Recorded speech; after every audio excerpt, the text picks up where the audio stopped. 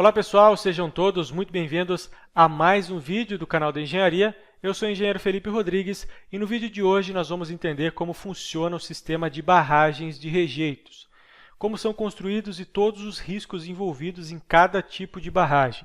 Você quer entender como tudo isso funciona? Então vem comigo que eu te explico.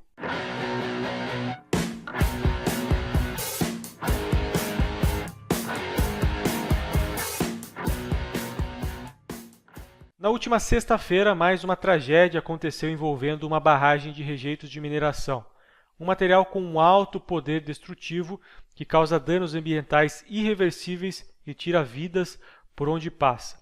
Aqui no Brasil, coisas que acontecem com uma certa frequência acabam sendo entendidas como normal e a gravidade desses acontecimentos pode até ser banalizada a ponto de serem consideradas como desastres naturais, pasmem vocês. Mas não podemos deixar que isso aconteça, devemos sempre buscar mais informações para que as futuras obras desse tipo tenham o devido cuidado e não entrem para essa estatística de fracassos da engenharia. Desse modo, quero mostrar como é o funcionamento desse tipo de estrutura e como elas são construídas. Antes de tudo, temos que entender o que é exatamente uma barragem de rejeitos. Esse tipo de estrutura é construído para a contenção de um material resultante do processo de mineração.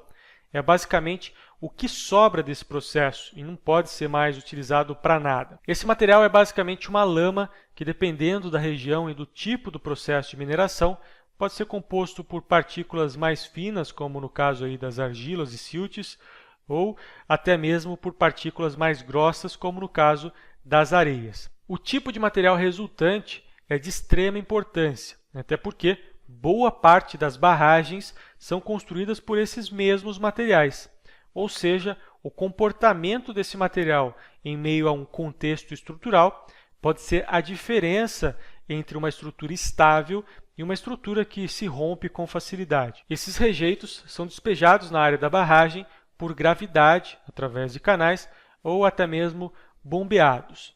Uma vez na barragem, passam por um processo de decantação, que é quando as partículas sólidas se separam da água. Isso forma na barragem uma espécie de praia de rejeito. Entendendo o que é exatamente o rejeito de mineração e como eles são transportados até as barragens, podemos entender como essas estruturas são construídas e quais os tipos principais de barragens utilizadas hoje no Brasil. Existem 3 tipos de barragens de rejeitos hoje no Brasil.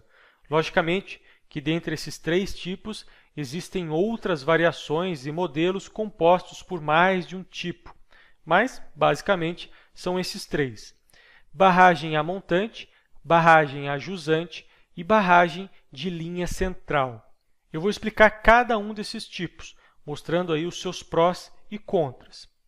Vamos começar aí pela barragem a montante.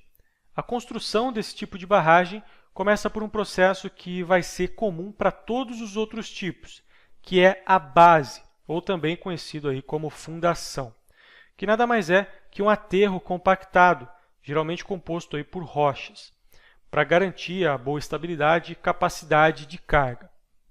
Após esse processo, é colocado um tapete drenante, que vai servir para redirecionar a água represada para dutos de saída, para que essa água não gere danos à estrutura principal. Nesse ponto, é feito o dique de partida, que é a primeira estrutura de contenção. Essa barreira geralmente é feita com um aterro compactado ou um enrocamento, que é basicamente uma estrutura feita de pedra. Quando a barragem demanda uma maior capacidade, é feito um alteamento. Nesse caso, essa nova estrutura de contenção é construída com o próprio material de rejeito e é levantada a montante da primeira estrutura de contenção, ou seja, para dentro da barragem, acima inclusive dos rejeitos. Esse processo pode ser repetido várias e várias vezes durante a vida útil da barragem. Sempre que for necessário um aumento da capacidade, é feito um novo alteamento. O processo de barragem a montante é um dos mais comuns, pois envolve um baixo custo de execução e uma rapidez significativa. Porém, dentre os 3 métodos é o mais instável.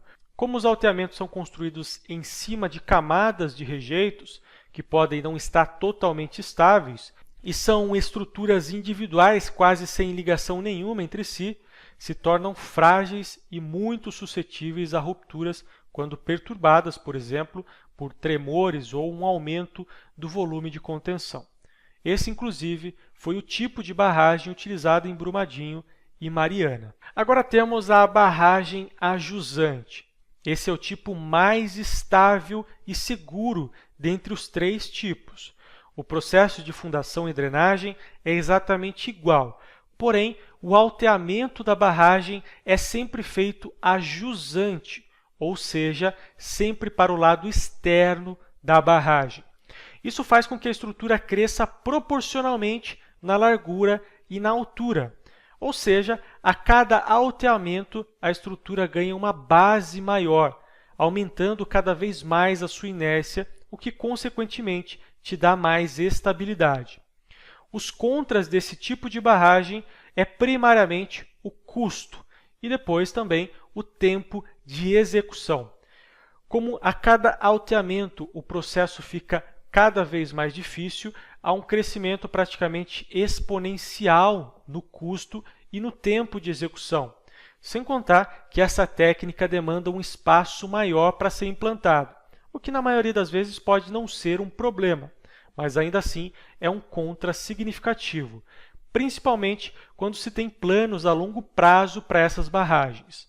O último tipo de barragem é a barragem de linha central, que basicamente tem o alteamento feito seguindo o mesmo eixo.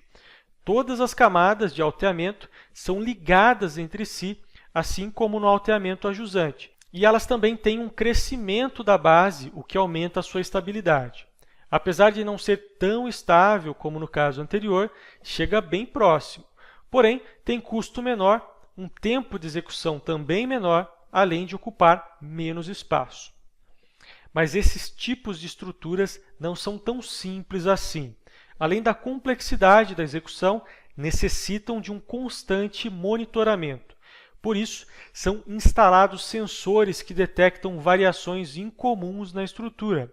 Esses sensores, em geral, são sondas cravadas no solo próximos à barragem, que podem, por exemplo, medir o aumento da umidade, vibrações e estabilidade do solo. Toda a estrutura avisa quando está prestes a sofrer uma ruptura, e as barragens não são diferentes. Dependendo do tipo de ruptura, é possível detectar com um bom tempo de antecedência, permitindo a evacuação em casos extremos ou até mesmo a remediação. Isso sem contar todas as avaliações das estruturas por profissionais especializados, que analisam o estado da estrutura periodicamente. No caso de Brumadinho e Mariana, claramente houve uma negligência em um desses mecanismos de monitoramento, ou até mesmo em ambos, gerando esses acontecimentos.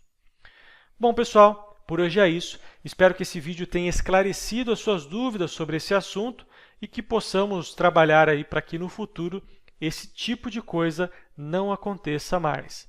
Se você gostou do vídeo, compartilhe. Se você ainda não é inscrito no canal, se inscreva e deixe o seu comentário sobre esse assunto. Agradeço a sua audiência até aqui e te aguardo no próximo vídeo. Valeu e até lá!